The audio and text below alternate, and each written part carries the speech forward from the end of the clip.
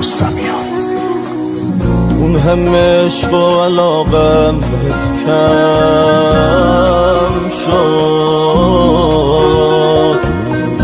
شدی مثل غریب از جلوم رد شد.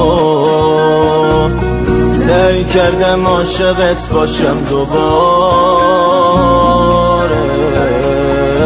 ولی به تو خوبی هستم فایده نداره. الان اینطوری میگردی، بگو چی رو عوض کردی. یه روزی مرهمم بودی، ولی الان واسم دردی.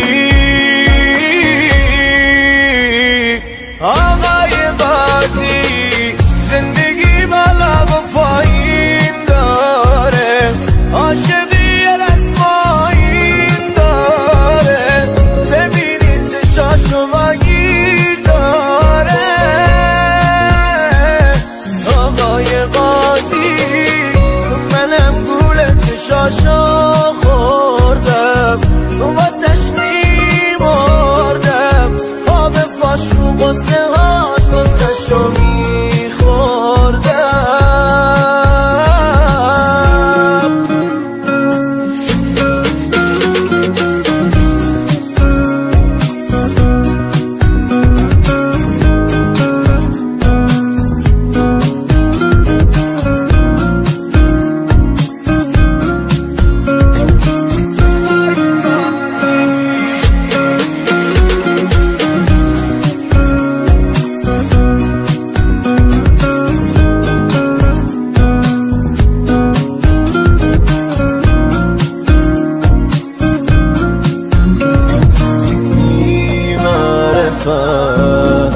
چی شد دیگه نمیگیری سراغی از اونی که میمردش واسد.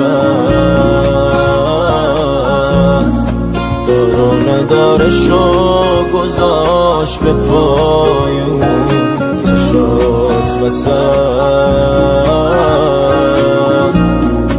من که میگفتم همه جا تو خوبی و من بد بد بی معرفت.